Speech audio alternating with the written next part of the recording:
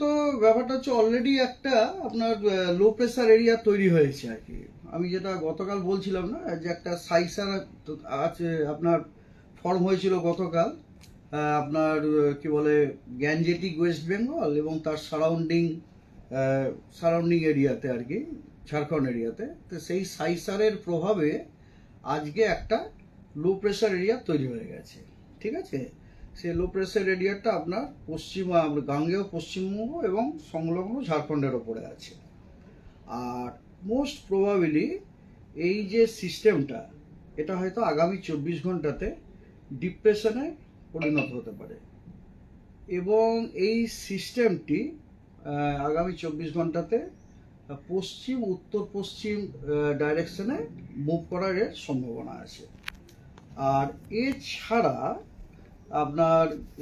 এছাড়াও আপনার monsoon trap খুব অ্যাক্টিভ। মনসুন ট্রাপ আমাদের পশ্চিমবঙ্গের ওই যে লো প্রেসারটির কথা বললাম, ওই লো প্রেসারের সেন্টার প্লাস সাগর আইল্যান্ড দিয়ে পাস করে তারপরে সাউথ ইস্ট ওয়ার্ডস হয়ে ওটা নর্থ ইস্ট বে অফ বেঙ্গলে ডুবে গেছে। এটা হচ্ছে মোটামুটি সিনপটিক সিচুয়েশন এবং তার জন্য আপনার আগামী 7 দিন গোটা পশ্চিমবঙ্গের সব জেলাতেই আইদার ওয়াইড স্প্রেড রেনফল অথবা ফেয়ারলি ওয়াইড স্প্রেড রেনফল হওয়ার সম্ভাবনা আছে। ইন ডিটেলস ফোরকাস্ট হচ্ছে এইরকম, আজকে 2 আগস্ট পশ্চিমবঙ্গের সব জেলাতে ওয়াইড স্প্রেড রেনফল হওয়ার সম্ভাবনা আছে। 3 তারিখ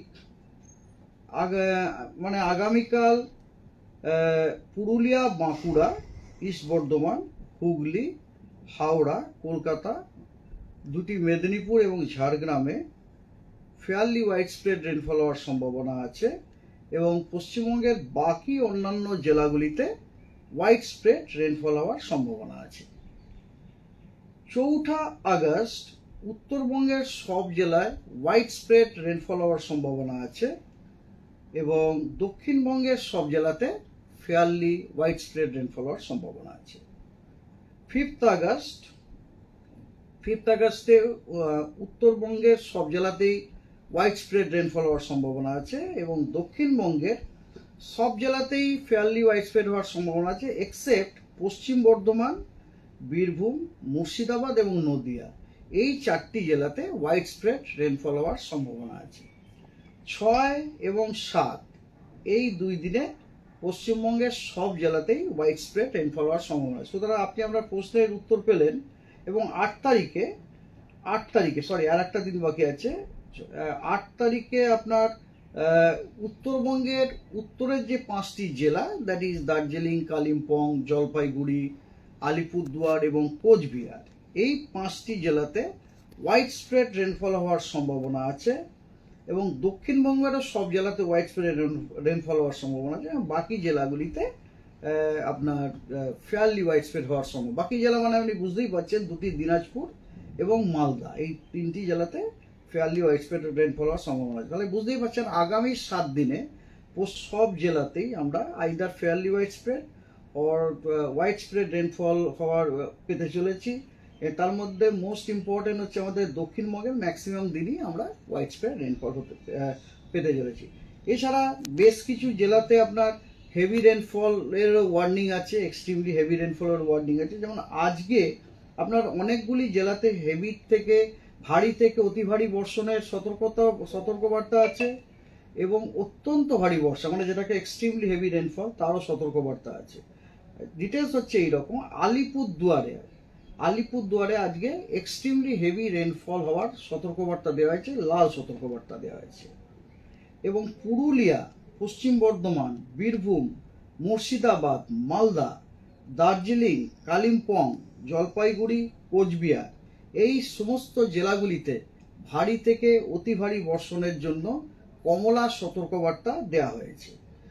আর এটা বাদ দিয়ে আপনার বাঁকুড়া, পূর্ব বর্ধমান, নদিয়া, 2টি 24 পরগনা এবং হুগলিতে আজ হেভি রেনফলের মানে অর্থাৎ ভারী বর্ষণের সতর্কবার্তা দেওয়া হয়েছে। মানে বুঝতে পারছেন পশ্চিমবঙ্গের প্রায় দক্ষিণবঙ্গের প্রায় সব জেলাতেই আমাদের আইদার হেভি থেকে ভেরি হেভি অথবা হেভি রেনফলের সতর্কবার্তা আজকে দেওয়া হয়েছে।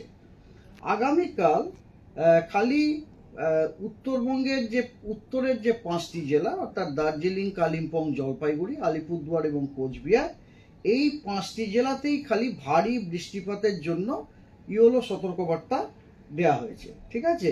এবং 4 তারিখে কালিম্পং, আলিপুরদুয়ার এবং কোচবিহারে ভারী বৃষ্টিপাতের সতর্কবার্তা দেওয়া হয়েছে। 5 তারিখে দার্জিলিং, কালিম্পং, জলপাইগুড়ি এবং আলিপুরদুয়ারে ভারী থেকে অতি ভারী বর্ষণের অরেঞ্জ সতর্কবার্তা দেওয়া হয়েছে, কমলা সতর্কবার্তা দেওয়া হয়েছে। এবং কোচবিহারে ভারী বৃষ্টিপাতের হলুদ সতর্কবার্তা দেওয়া হয়েছে। 6 তারিখে দার্জিলিং, কালিম্পং, জলপাইগুড়ি, আলিপুরদুয়ার এবং কোচবিহারে ভারী থেকে অতি ভারী বৃষ্টির কমলা সতর্কবার্তা দেওয়া হয়েছে, ঠিক আছে। আজকে যেহেতু সেপ্টেম্বর মাস শুরু হয়ে গেছে, আগস্ট মাস পর্যন্ত অল ওভার পশ্চিমবঙ্গের যে রেনফলের যে স্ট্যাটিস্টিক সেটা হচ্ছে এইরকম যে জুলাই মাসে আমরা আগের মাসে যে চিত্রটা দেখেছিলাম যে গোটা সাউথ বেঙ্গলি আপনার ডেফিসিয়েন্ট রেনফল, এই যে মাঝখানে রেনফল হয়েছে তার জন্য কিন্তু অবস্থা যথেষ্ট উন্নতি হয়েছে। এটা এইরকম, যেমন ধরুন দক্ষিণবঙ্গের বেশ কয়েকটি জেলাতে কিন্তু এখন বৃষ্টিপাত স্বাভাবিক হয়ে গেছে। যেমন ধরুন বাঁকুড়া, পূর্ব বর্ধমান, পশ্চিম বর্ধমান, হুগলি, এগুলিতে সব আমরা এখন রেনফল কিন্তু নর্মাল হয়ে গেছে।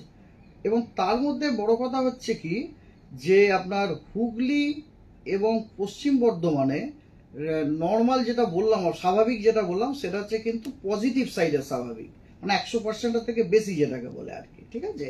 আর বাঁকুড়া এবং ইস্ট বর্ধমানের যে স্বাভাবিক সেটা 100% নেগেটিভ দিকের নর্মাল আর কি। আর বাকি সব যে জেলাগুলি আছে এগুলোতে কিন্তু আপনার এখনো পর্যন্ত ডেফিসিয়েন্ট রেনফল চলছে।